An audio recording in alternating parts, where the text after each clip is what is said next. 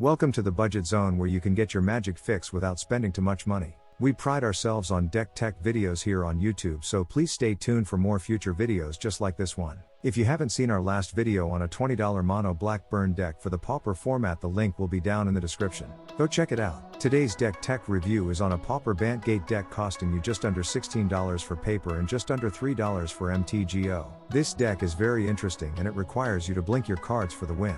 Let's get into the land cards for this deck since its focus is on gates. It currently runs 4 copies of Azorius Guildgate, Selesnya Guildgate, Simic Guildgate for obvious reasons. The rest are basic lands running 7 copies of forest, 3 copies of island and only 2 copies of plains. So in total there are 24 lands in this deck. Now the real fun begins with the main card of this deck, and I know what you're going to say. What creature card is it? Well, this card is so important it's going to stay up on the screen the rest of the video. I am talking about the one and only Ephemerate. Costing only 1 plains mana to cast, its ability reads: exile target creature you control, then return it to the battlefield under its owner's control. Rebound: if you cast this spell from your hand, exile it as it resolves. At the beginning of your next upkeep, you may cast this card from exile without paying its mana cost, pretty much allowing you to blink cards twice to take advantage of their end of the battlefield effects. Let's look at Ephemerate with the following combos in this deck. Ephemerate will have 4 copies running in this deck, of course. Let's start with the first combo Ephemerate can do with Arboreal Grazer. Its ability reads: Reach. When Arboreal Grazer enters the battlefield,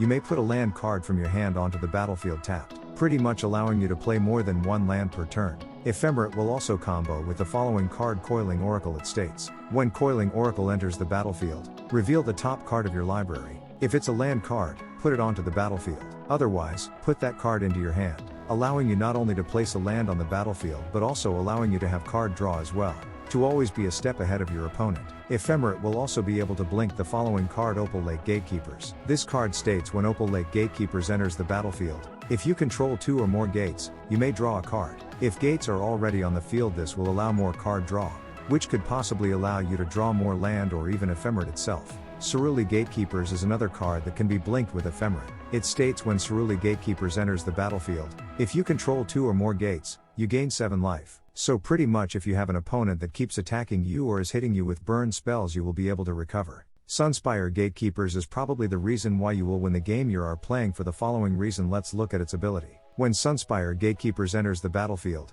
if you control 2 or more gates, create a 2/2 white knight creature token with vigilance. You will be able to blink yourself an army of 2/2 white knight tokens with vigilance, allowing you to have blockers and attackers at any given moment. Finally, the last card that can be blinked will be Mulldrifter, allowing you more card draw. Just listen to its ability. Flying. When Mulldrifter enters the battlefield, draw 2 cards. Evoke. You may cast this spell for its evoke cost. If you do, it's sacrificed when it enters the battlefield. All creature cards will be running 4 copies of each, giving you a total of 24 creatures in this deck. Last on this list to discuss is the following spells: Growth Spiral, costing 1 green and blue mana to cast. It states: draw a card. You may put a land card from your hand onto the battlefield, allowing even more card draw. Now the last spell in this deck is Lose Focus, costing 1 blue and 1 colorless. It states: replicate 1 blue. When you cast this spell, copy it for each time you paid its replicate cost. You may choose new targets for the copies. Counter target spell unless its controller pays 2 colorless. If you like this Blink Bant Gate deck idea, I will leave the deck description down below. If you like this type of video, feel free to subscribe. Before I go, I wanted to ask the viewers the following question: what cards would you add to this deck to make it better? Leave your ideas in the comments section. Ideas of the viewers will be brought up in the next video as soon as someone comments. Thanks again.